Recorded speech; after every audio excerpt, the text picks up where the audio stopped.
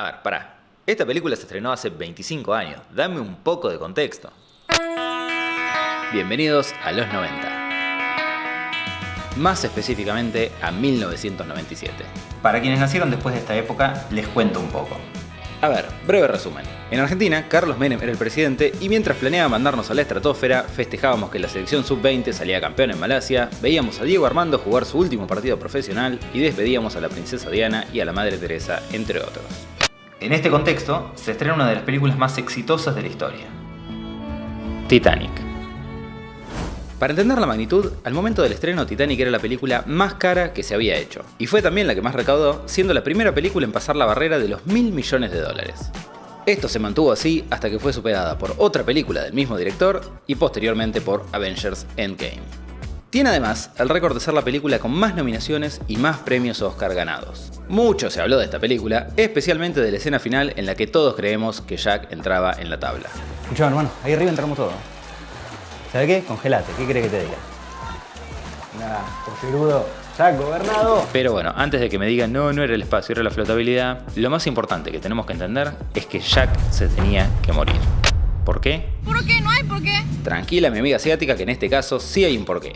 Y la razón es que Jack es un viajero del tiempo que volvió al pasado con la misión de que el Titanic se hunda y Rose se salve. What? Así que si me acompañan, vamos a sumergirnos a las profundidades de esta teoría que nos va a dejar helados. Qué juego de palabras que me mandé. Antes de arrancar, y para refrescar la memoria, vamos con un pequeño resumen de la trama. En los 90, un grupo de científicos se sumerge a investigar los restos del naufragio más famoso de la historia. En su búsqueda encuentran un dibujo de una mujer desnuda usando un collar enorme llamado el corazón del océano. O casualidad, la señora está viva, se reconoce en el dibujo y la llevan para que les cuente la historia. Resulta que esta mujer había viajado en el Titanic con su madre y su prometido Cal, que resulta ser un muy mal tipo. Y tan mal la venía pasando que se quiso tirar por la borda. En este intento de suicidio lo conoce a Jack, un tipito que había ganado su pasaje en una mano de póker y es tan fachero y tiene tanto chamullo que la convence de que no se tire.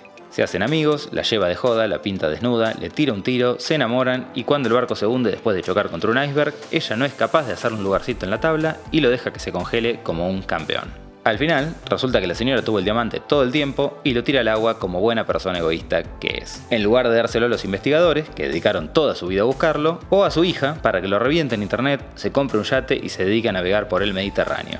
No, al contrario de esto, la señora piensa, ya fue, yo me estoy por morir, que se caguen todos. ¿Qué podés esperar de la misma persona que 80 años antes lo dejó a Jack flotando como un rolito? En fin, se trata entonces de una aparente historia de amor normal, pero tiene un giro inesperado. Y esto es que Jack viene del futuro y está en el bote con una misión importante. Acá parece que la historia se pone extraña, pero lo más extraño es el conocimiento que tiene Jack de acontecimientos futuros que nadie podría saber en 1912. En la primera interacción entre ellos, Jack hace mención a un recuerdo de su infancia en el que iba a pescar al lago Wissota. We went ice fishing out on Lake Wissota.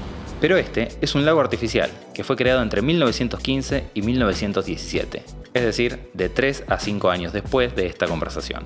En otra escena, Jack hace alusión a una montaña rusa ubicada en el muelle de Santa Mónica. We'll ride on the roller coaster till we throw up.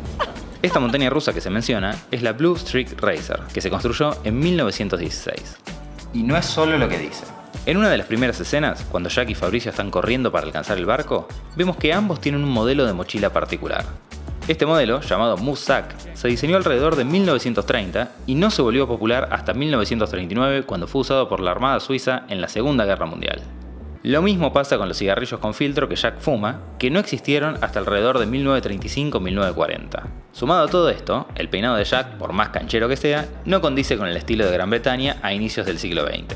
Es decir, toda esta evidencia prueba que Jack no pertenece a este contexto temporal. Igualmente, yo sé lo que están pensando. A ver, la señora tiene 100 años, se le están mezclando los detalles de la historia o incluso lo inventó a Jack, ya que como dice uno de los investigadores, We never found anything on Jack. There's no record of him at all. y la señora se lo retruca diciendo, y claro, Mostri, no hay registro porque él no compró su entrada. Lo que nos lleva a otro punto que casi nadie menciona del viaje en el tiempo. Cuando volvés al pasado, es muy difícil tener plata de la época, es decir, no podés caer a 1912 con un billete de 100 pesos impreso en los 90. ¿Cómo conseguís entonces plata de la época? Apostando es una de las formas. Pero, de todos modos, hay algo clave que nos tenemos que preguntar en cada teoría. ¿Por qué? ¿Por qué Jack volvería al pasado para seducir a una señora con plata, salvarla y morirse en el final? ¿Por qué no evitó el accidente si sabía que se venía? Tenemos que considerar que Jack salvando a Rose cambia el rumbo de la historia. Supongamos que no lo hubiera detenido y Rose se tira del barco. Su madre y Cal, al ver que no está, le avisan a la tripulación y esta se ve obligada a dar vuelta al barco y realizar una maniobra de búsqueda y rescate. Sobre todo porque, bueno, se trata de una persona con plata. Si contemplamos todo el tiempo que lleva dar la vuelta con semejante barco, buscar, desistir y volver al curso normal, y varias cosas van a ser diferentes ahora. Por un lado, se hubiera hecho de día, lo que mejora muchísimo la visibilidad, y por otro, los icebergs viajan en el agua a 0,7 km por hora. Es decir, para cuando llegaban a la zona peligrosa, el iceberg ya estaba en cualquier lado y los saludaban a la distancia. Sin iceberg, el Titanic llega a Nueva York como un campeón y la muerte de Rose salva 1500 vidas. Entonces la pregunta es, ¿Jack volvió en el tiempo para asegurarse que 1500 personas se mueran? Bueno, a partir de este punto encontré dos posibles explicaciones. Con el hundimiento del Titanic, las regulaciones y control respecto a la cantidad de botes salvavidas se volvieron mucho más estrictas. Se creó el organismo que posteriormente fue la Guardia Costera y otro llamado la Patrulla Internacional de Hielo que monitorea el movimiento de icebergs en el Atlántico. Todo esto evitó muchas tragedias en el futuro y salvó potencialmente muchas vidas. Por otro lado, si el Titanic no se hundía, se volvía la sensación de los cruceros transatlánticos y empezaba a hacer el viaje de Nueva York a Southampton mucho más seguido.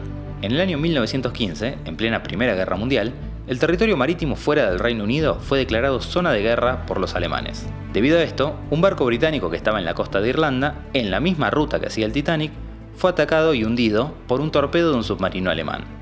En caso de que el Titanic hubiera seguido haciendo sus viajes, podría haber tenido el mismo destino. Si eso hubiera pasado, Estados Unidos, que hasta ese momento era neutro en la guerra, lo habría tomado como un ataque personal y se habría metido en el conflicto 2 o 3 años antes que cuando realmente lo hizo en 1917. Al no tener la misma preparación ni recursos, en lugar de haberse muerto 116.000 personas, podría haber perdido 1,4 millones como pasó con Francia. Es decir, sacrificando 1.500 vidas, Jack potencialmente salvó millones. La explicación número 2 es mucho más flashera, pero bueno, ya estamos en el baile. Para este punto, tenemos que contemplar la filmografía del director James Cameron, un tipazo que se volvió súper conocido por sus obras de ciencia ficción, como Alien, Avatar y Terminator. ¿Que de qué se trata en parte? Viaja en el tiempo. Es más, si vemos toda su filmografía, la única película que no es ciencia ficción, supuestamente, es Titanic. That's suspicious. Volviendo a esta, ya dijimos que el peinado de Jack está fuera de época, pero ¿quién tenía ese mismo peinado en los 90? John Connor. Y obviamente esto fue suficiente para que el internet afirme. No se diga más, Jack es un pariente o es el mismísimo John Connor que viajó al pasado para prevenir la muerte de Rose, la abuela de Sarah Connor, y de esta manera salvar a la humanidad de la rebelión de las máquinas. Todo lindo con esta teoría, pero eso implicaría que Jack se clavó a la bisabuela. Acá la historia se pone un poco turbina, aunque eso explicaría por qué al final se dejó morir. Onda, ¿quién podría vivir habiendo hecho eso? ¿No? En fin, me alegro que hayamos transitado este camino en conjunto y los invito a suscribirse al canal para que sigamos buscando conexiones turbias e incestuosas en los clásicos. Aunque no tiene que ser para eso solamente, onda. Podemos hacer otras cosas también.